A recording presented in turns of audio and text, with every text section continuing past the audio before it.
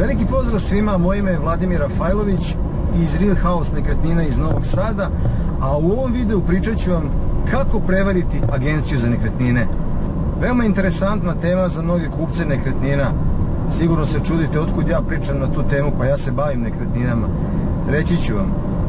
Šta me navelo da snimim ovaj video? Naime, na jednoj od Facebook grupa pronašao sam oglas mojih kolega iz Novog Sada, agencija koja je oglasila kuću u selu pored Novog Sada, konkretno Rumenci.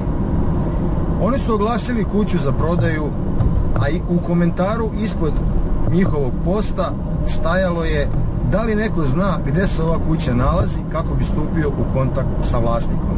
Znači, taj neko ko je video taj oglas mojih kolega želeo je da izbegne agenciju. Čak mislim da je javno i naveo kako bih izbegao agenciju. Već u sledećim komentarima stajalo je: sređeno je sve, stupili smo u kontakt s vlasnikom, sve je u redu, hvala vam. Znači, neko iz Rumenke im je rekao gde se kuća nalazi, oni su obišli agenciju, stupili u kontakt s vlasnikom i na taj način moje kolege su možda ostale bez svoje provizije, odnosno radile su posao džaba.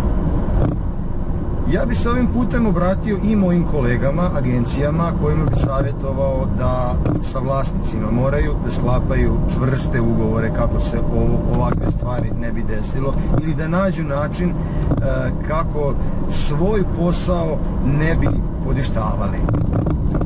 Svima vama koji kupujete nekretninu savjetovao bi da ovakve stvari izbegavate. Zašto da izbegavate agenciju za nekretnine? Agencija za nekretnine je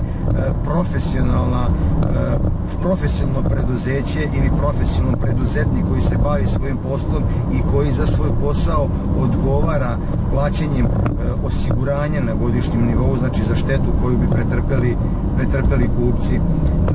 Ukoliko želite da izbegnete agenciju zarad tih 2-3% koje bi platili agenciji, znajte da možete proći mnogo skuplje. Nepoznavanje propisa, nepoznavanje prodaje, nepoznavanje uopšte tržišta nekretnina i svega onoga šta vam može stajati na putu prodaje, niste ni svesni. Živimo u zemlji gde je tržište dosta neuređeno, gde su katastarske knjige još uvek nesređene, gde su vlasnički odnosi nesređeni i gde može biti milion nekih stvari za koje niste stručni i o kojima vam niko nije skrenuo pažnju. Zato postoje agencije da vam otvore oči, da vidite, da vam ukažu. Zato plaćate agenciji njihov procenat, odnosno njihovu proviziju. Nemojte raditi ovakve stvari, da izbegavate na ovakav način agencije. Naravno, to je moja sugestija, kolege moje će znati kako da se ograde i kako da izbegnu ovakve stvari. Ja ću reći kako mi radimo u mojoj agenciji Real House.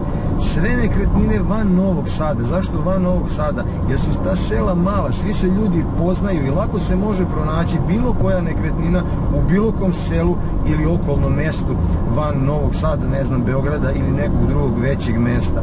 Zato mi sa vlasnicima nekretnina isključivo takve nekretnine radimo isključivo kao ekskluzivni posrednici. Znači, ekskluzivni posrednici. Sad sam u tunelu pa me možda malo slabije vidite, ali me i dalje dobro čujete.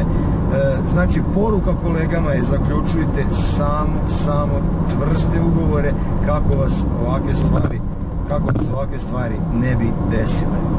Ja sada žurim na jedan novi sastanak, na gledanje jedne nove nekretnine.